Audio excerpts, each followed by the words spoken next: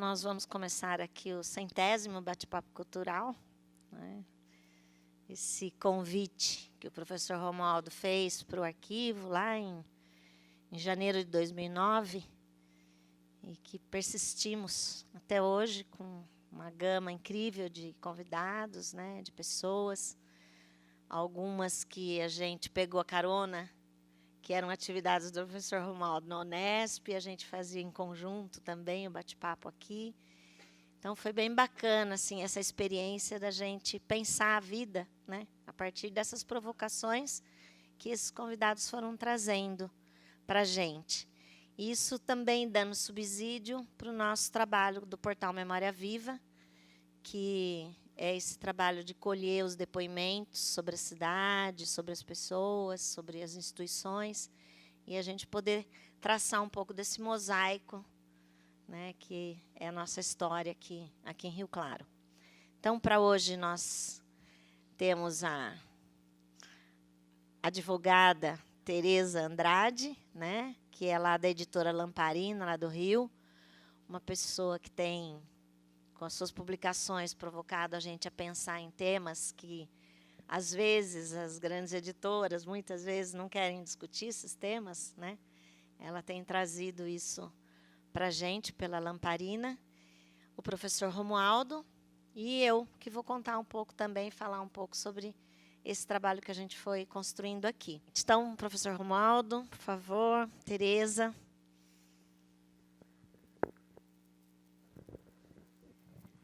O professor Romualdo quis fazer essa conversa para a gente pensar um pouco o que a gente fez aí até esse 100º bate-papo cultural e a gente falar um pouco dessas produções que foram sendo construídas, né, nesses anos. Na verdade, quando a gente olha, a gente vê que fez coisa pra caramba. Então, é isso. Então, vou contar um pouquinho como é que a gente pensou tudo isso aqui no arquivo, né? Como é que eu fui pensando, como é que essas coisas foram construídas. A gente, desde 2011, tem um conselho superior que dá corda, né? Incentiva para que as coisas aconteçam. Então, isso também é fundamental. Gosto de começar por essa citação de uma colega lá da Unicamp, que, então, ela fala que aquilo que é produzido histórica e culturalmente não reflete apenas como nós nos vemos e aos outros, mas de que modos nos comportamos cotidianamente com relação a nós mesmos e aos outros. Então, esse é o arquivo. São 3 cenas, né? A cena externa, uma cena de uma capacitação, de uma formação, e a cena recebendo as crianças, uma coisa que, no meu ponto de vista, a gente ainda não conseguiu fortalecer, queria mais crianças assim todo dia aqui dentro do arquivo, porque eu acho que isso dá uma revigorada, uma potência para a gente muito bacana, mas ainda estamos tímidos nisso, pouca gente, enfim, muito serviço, pouca gente, né? E a gente acaba, quando pedem, a gente sempre recebe, mas a gente poderia provocar mais as escolas para virem. Bom, estou me baseando aqui nesse Bruno Delma, que é um arquivista francês, que então ele gostei muito quando eu ganhei esse livro, que fala que os arquivos eles servem para provar, para lembrar, para compreender e para identificar, né? Então, dentro desses verbos, cabe tudo o que a gente foi construindo aqui nesses quase 8 anos. Então, provar os seus direitos, então ele tem um poder aí de elemento jurídico, né, como documento, de lembrar, então ele ajuda a não deixar esquecer as coisas que podem ser organizadas e repensadas, de compreender, né, que é produzir conhecimento, e de identificar, que é a gente pensar como é que a gente vai trabalhar com a memória enquanto alguma coisa importante para a gente avançar enquanto civilização, né? Pode ir, Dan. Aqui outras cenas, o setor de pesquisa, a sala onde os pesquisadores chegam, o lugar onde a gente guarda os materiais, com as caixas, ali tudo acondicionado. Ali embaixo, do lado esquerdo, a sala de higienização, onde a gente limpa, vamos dizer assim, os materiais, os documentos que chegam, às vezes, bastante contaminados. Né? E aqui, nesse cantinho, um trabalho de pequeno reparo numa documentação, que o Fernando faz super bem aí. Então, para provar, né, para pensar naquilo que o Delma falou lá, de provar, eles são, os documentos arquivísticos, eles são sempre documentos únicos. Então, eles servem para garantir os direitos, eles têm o poder de prova e eles servem para informar, né, desde que a gente consiga entender o contexto de onde eles foram produzidos. Aqui outras cenas de como é que a gente cuida desse material.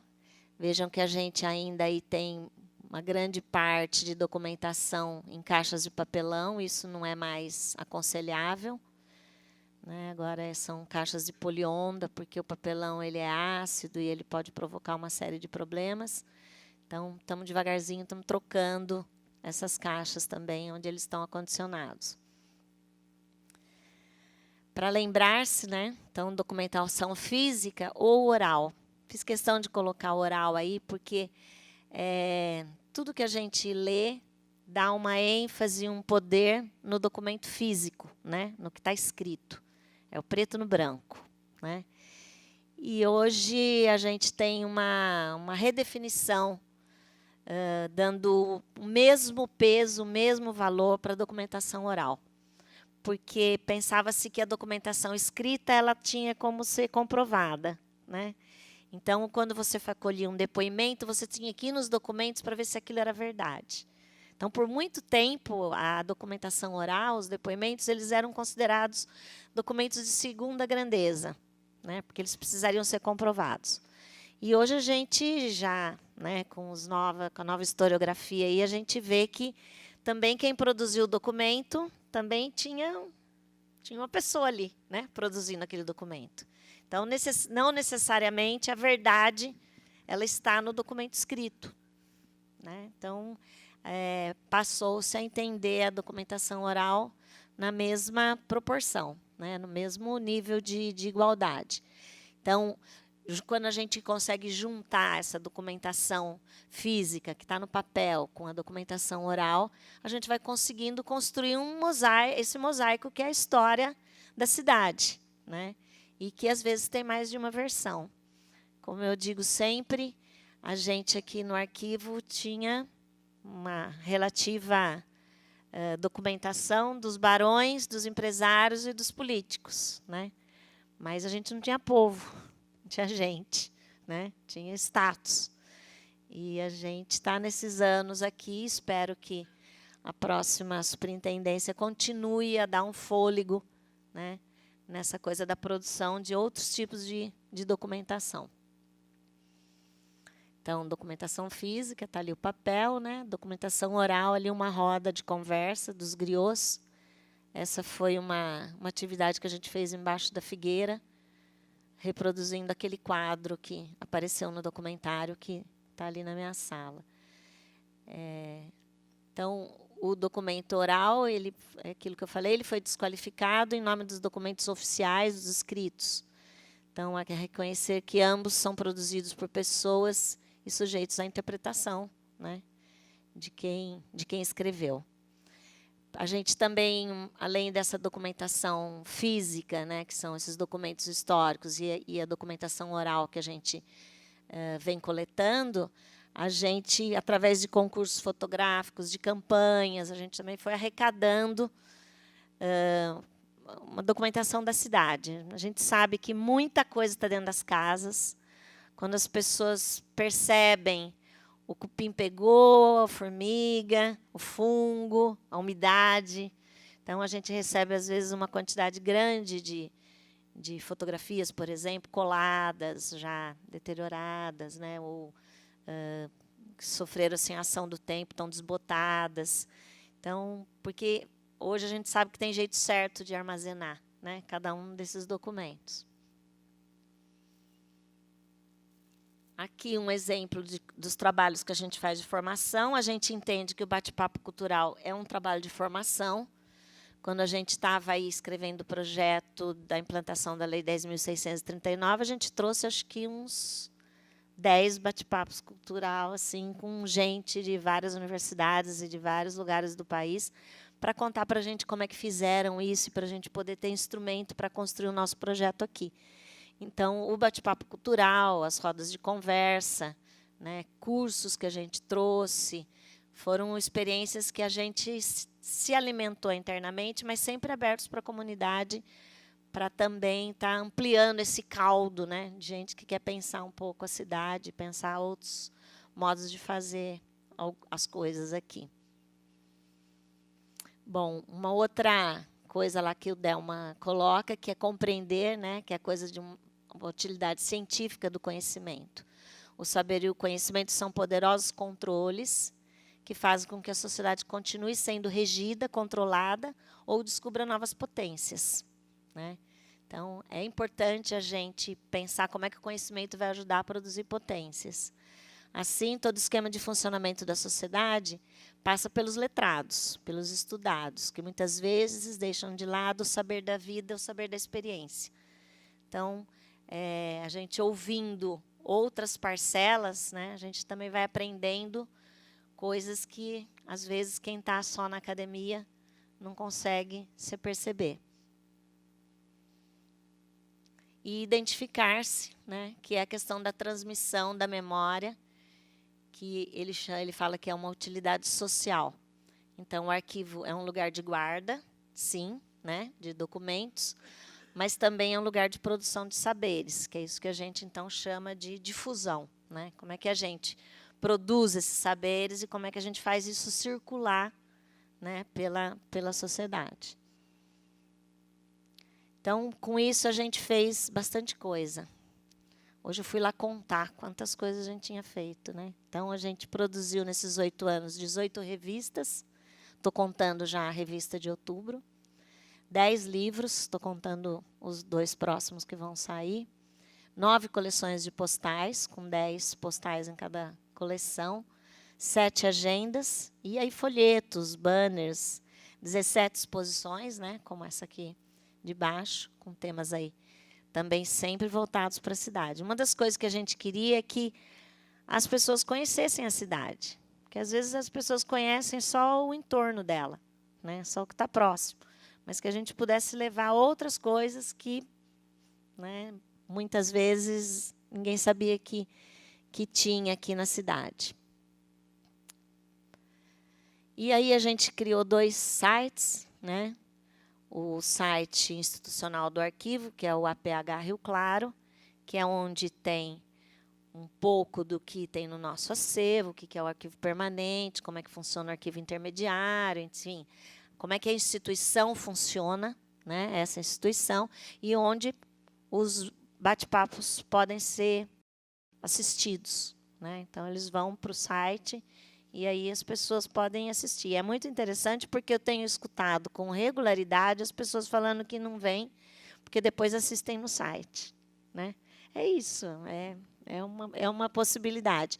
E o outro site, que é o Memória Viva, né, que a gente produziu 74 documentários nesses 7 anos e meio. Tem aí alguns, né, Danilo, que estão aí no gatilho também para sair, né? Acho que tem uns 3 ou 4 aí quase prontos.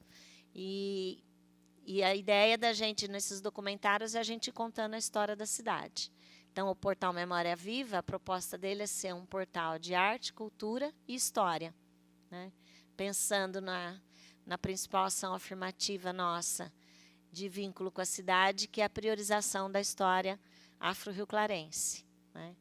Então, só de bate-papo cultural, esse é o 100º, nós tivemos 27 trabalhando esse tema. Quer dizer, um pouco mais de 1/4, né, de 25% dos bate-papos, a gente priorizou discutir isso que era uma ação afirmativa mesmo do arquivo de ajudar a produzir um pouco dessa história mal contada, ou pouco contada e mal contada, que é a história da comunidade negra em Rio Claro. E, para isso, a gente teve assim a felicidade de contar com as nossas griots, né, com esse trabalho incansável, coitadas, a gente explorou um pouco, né, Diva? E, assim, contamos, também foi muito bacana, porque a Kizzy ajudou muito a gente a fazer essa lógica, fazer os contatos, ir atrás das pessoas, ajudar a conduzir essas entrevistas. Então, essa marca da Kizzy na assessoria da igualdade racial também foi bastante positiva para a gente conseguir marcar, né, o lugar do arquivo nessa discussão. Então, não só de uma maneira, vamos dizer, para tapar buraco ou folclórica, mas realmente uma maneira consistente de juntar coisas. Produzir livro, produzir artigos na revista, incluir a questão étnico-racial nas agendas, né, nas coleções postais, quer dizer, sempre está presente essa questão em todas as coisas que o arquivo ia produzindo. Acho que é isso, que acaba aí. Não, isso aí não precisa, isso era só assim. Mas, então, é isso, quer dizer, a gente tentou, nesses 7 anos e meio, né, e bacana o Romualdo ter sugerido da gente meio que fazer esse balanço e fazer essa discussão sobre o papel do arquivo, porque eu acho que a gente fez uma marca do arquivo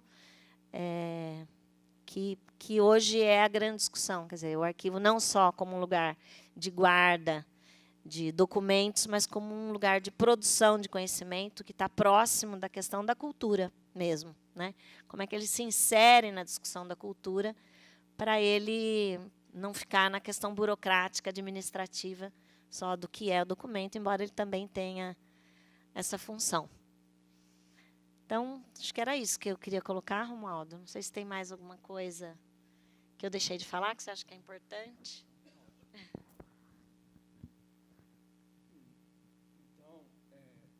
Passando, dando continuidade ao bate-papo, lembrando que o bate-papo é nosso, então esse momento agora aqui da mesa, ele é só para provocar e a gente não quer estender muito não, porque a gente quer fazer que esse encontro seja de nossa conversa. Então, rapidinho, né, a Tereza fez essa retrospectiva aí, e eu quero só destacar que é um momento que a gente está celebrando, é comemorativo. Tá? É aproveitar esse número 100 para chamar a atenção que é importante comemorar. Então, eu vou cuidar bem da gente falar pouco para a gente fazer mais a conversa entre nós. E agora eu quero passar a palavra aqui para a Tereza, que veio do Rio, e ela tem uma experiência bonita como editora Lamparina, que também faz esse trabalho de documentação, divulgação de saberes. Então, ela podia falar um pouco o que ela está sentindo a partir disso que ela percebeu, e um pouquinho da experiência dela também, dessa militância nesse campo aí da memória, dos saberes, das publicações, do registro. Então, isso apresenta também, né, Tereza? Ok. Então, boa noite. Eu vivo no Rio já há 31 anos, mas eu nasci no interior de São Paulo. Eu sou aqui do interior de São Paulo. E eu até comentei com o Romualdo, e que isso foi importante para mim. Eu tive muita dificuldade de ter acesso à educação formal. Eu nasci de uma família de pequenos microagricultores, muita dificuldade para estudar. Eu parei de estudar na 4ª série. E eu tinha uma loucura, meu desejo era estudar e não tinha nem acesso à biblioteca, a gente vivia na roça. E, assim, os livros que a gente tinha era Alguma Vida de Santo, aqueles almanaques que as farmácias davam, eu lia tudo. E, enfim, eu consegui estudar. E, assim, meu encontro com o livro, a minha paixão com o livro, com as histórias que os livros contam, foi, assim, definiu a minha vida. Assim, realmente é onde eu me encontro, onde eu me acho. E muita coisa que a gente busca, que a gente procura saber, quer dizer, o que a gente não sabe é infinito, né? A gente não sabe o que a gente não sabe. Mas o livro dá um acesso a isso. Mas não só o livro. Mas achei super importante a Tereza falar dessa documentação oral. Porque, conversando com as pessoas, a gente descobre histórias extraordinárias. E, às vezes, conversando com as pessoas embaixo de uma figueira, embaixo de um abacateiro, numa praça, que pode ser uma chácara, que depois se transforma numa praça. Então, isso aqui não deixa de ser uma praça nesse momento, né? Que está dentro da cidade. E que é um espaço aberto. Eu tenho exercitado, eu tenho lido bastante sobre o que é a cidade, em que momento eu me sinto parte da cidade, que na verdade, a gente morando em cidades, os quintais são pequenos, mas eles podem ser muito maiores. Com a praça, com a rua, com o meu quintal fica maior. Se eu encontro meus vizinhos, se eu converso com as pessoas que eu encontro na rua, né? É um espaço realmente que é transformador, porque é o espaço do atrito também, né? Na rua acontecem muitas coisas. Enfim, que mais que eu queria falar um pouquinho sobre o filme, já fazendo agora um resuminho, que eu adorei os encontros serem embaixo do abacateiro, por isso que eu falei disso agora há pouco. Achei maravilhoso como a árvore humaniza a cidade, né? Uma praça sem... Vocês conseguem imaginar uma praça sem árvore? Né? Então, a gente pensar também, né? Uma bobeira, mas acho que faz sentido. Para mim, faz um sentido incrível. Como eu nasci na roça, eu não tenho mais coragem de jogar meu lixo orgânico na lixeira. Eu guardo num saquinho, ponho na geladeira e, no sábado, que eu tenho mais tempo, eu desço e enterro na praça, nas árvores, porque varrem todas as folhas. Aquela terra fica dura, seca. Então, eu cavuco, tenho uma pazinha, um enxadãozinho, coloco o meu lixo orgânico, porque é um espaço coletivo, porque é um espaço nosso. É uma bobeira, gente. Que importância isso tem, né? Isso não é nada. Mas me liga com a terra da cidade. E eu percebi que a minha relação com aquele espaço perto onde eu moro ganhou outro sentido. Ele passou a ser mais meu. Simbolicamente, né? Meu simbolicamente. Bom, eu acho que a gente vai seguir. Eu anotei outras coisas que eu gostaria de falar, mas acho que a gente pode seguir. Legal, Tereza. Então, olha, eu queria, antes de abrir a palavra agora, eu queria destacar alguns temas para a gente aproveitar bastante a discussão. Lembrar o seguinte: nós estamos colocando foco no arquivo, com essa conotação de aproveitar o número 100 para celebrar, porque o arquivo é a instituição que sustenta e orienta outro movimento da memória, né? Então, e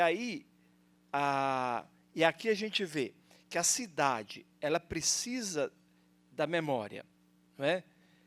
Se a gente for olhar os povos indígenas e os povos africanos, eles têm um cuidado, um zelo pela memória, através dessa valorização do capital de ancestralidade, aquilo que eles têm dos ancestrais.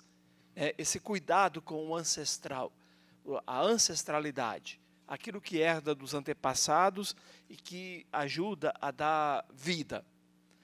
A cidade corre o risco de ficar na superficialidade, sem ter profundidade. Por quê? Ela perde essa condição, a vida urbana vem enfraquecendo muito nesse sentido, da gente se vincular com uma ancestralidade. E agora, quando esse tipo de trabalho que o arquivo faz, da memória viva, né, ajuda então a gente a pensar o viver na cidade, né, e a perceber que precisa pensar a cidade, e aí a memória, então, ela ganha uma dimensão política, porque ela passa a ser um elemento de mediação da nossa presença na cidade. E essa mediação é fundamental para a gente não ficar entregue ao imediato, sem essa contribuição que a memória dá para constituir a cidade, né? E ficou bem claro aqui, no material que a Tereza mostrou, e também no vídeo do trabalho aí da marca da cultura afro na cidade, a importância que tem a memória, porque a memória não é simbólica, ela é concreta, porque ela tem efeito no vínculo que cada sujeito vai criar com a cidade. E esse vínculo tem duas dimensões. Ele propicia o reconhecimento, né? Então, sem memória não vai ter reconhecimento. Como é que eu vou me reconhecer? E a memória também sustenta o pertencimento. Eu senti que a cidade é minha e que eu contribuo com a cidade. E aí, tanto essas duas dimensões, reconhecimento e pertencimento, contribuem para uma cidade mais humana, não é? E aqui no caso, por exemplo, Rio Claro tem um privilégio, e o documentário ajudou a perceber isso, o quanto que a memória dos negros dá de presente para a cidade esse acervo de ancestralidade. E é um paradoxo, porque aqueles que mais foram roubados estão devolvendo para a cidade uma riqueza. Isso é um paradoxo, né? E nós precisamos disso. Então, quer dizer, aí o arquivo está fazendo mudança política, porque o arquivo está colocando toda uma tecnologia para não deixar perder essas histórias, não é? E aí, essa nova relação que a gente vai aprendendo com a ancestralidade vai fortalecendo em nós o sentido do comum, que é uma outra comunidade. Não é uma comunidade de abstração, de idealização, mas é uma comunidade que tem essa contribuição para que a cidade seja lugar de sustentação da vida. É uma cidade mais humana. Então, eu queria chamar a atenção para esses aspectos, para a gente perceber assim, que esse trabalho que a Tereza vem fazendo na coordenação do arquivo, com o apoio do conselho do arquivo, que é importante ter um conselho também que tem essa visão, que entende, né? A dimensão política disso, né? E sem tanto espetáculo, sem tanto barulho, mas na simplicidade, vai garantindo um trabalho político profundo. Então, por isso que eu lembrei disso. Vamos fazer o bate-papo cultural número 100, colocando foco no arquivo, para chamar a atenção, né, dessa dimensão política, desse trabalho de memória viva, que inclusive, pelo portal do Memória Viva, também está articulado com a arte. Quer dizer, é história, cultura, arte, né, e que é tudo isso que dá a riqueza da memória.